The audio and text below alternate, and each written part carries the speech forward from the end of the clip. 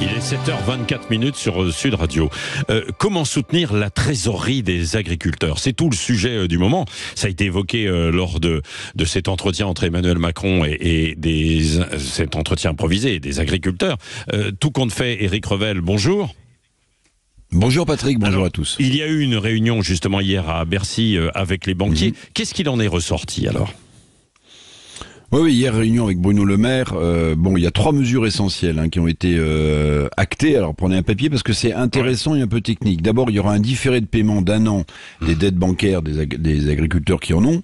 Et d'autre part, un rééchelonnement de 3 ans. C'est pas rien de la dette. Ouais. À cela s'ajoutera pour les agriculteurs ayant besoin davantage de trésorerie la possibilité, ça c'était une demande forte, de contracter des prêts à taux préférentiel dont le taux irait de 0 à 2,5% selon la situation des exploitations.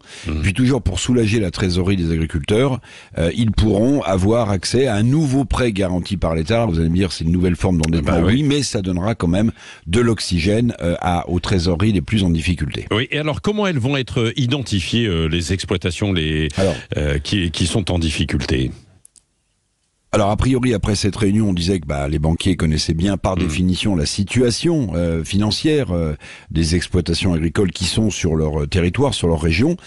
Eh bien en fait, oui, les banques vont identifier, mais c'est surtout les conseillers départementaux qui ont été missionnés par le gouvernement pour cartographier avec précision les exploitations dont la situation financière est la plus délicate. Donc les conseillers départementaux, à noter qu'ils pourront avoir évidemment accès principalement ces agriculteurs aux 3 mesures que je viens de détailler. Bon, on le sait, il y a urgence face à la souffrance des agriculteurs.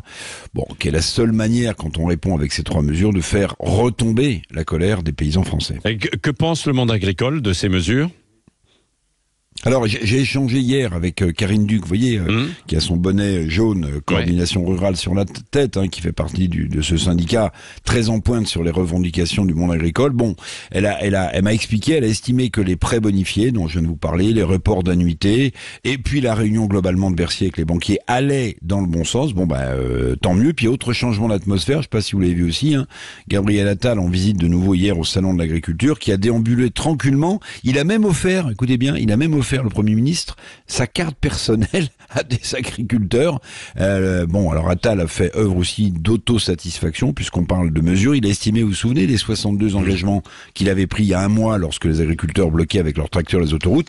Il a estimé que sur les 62 engagements qu'il avait pris, 8 sur 10 avaient été tenus. La principale, évidemment, qui intéressait, qui était un peu le déclencheur, c'est la facture gasoil des agriculteurs. Vous vous en souvenez, le Premier ministre expliquait que 20 000 agriculteurs avaient déjà bénéficié des aides sur le fameux GNR, le gazole non routier.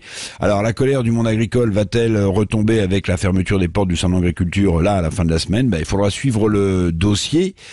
Mais évidemment, depuis la sortie hier d'Emmanuel Macron sur l'Ukraine, comme par magie, toute la place de l'actualité a été prise par cette déclaration, en oubliant un tout petit peu, me semble-t-il, comme c'est bizarre, le monde agricole. Oui, la carte en question, c'est pas sa carte bancaire, c'est une carte personnelle. Non, bien sûr, sa carte personnelle pour donner ses coordonnées. Non, voilà, c'est ça. Non, mais comme on parlait d'argent.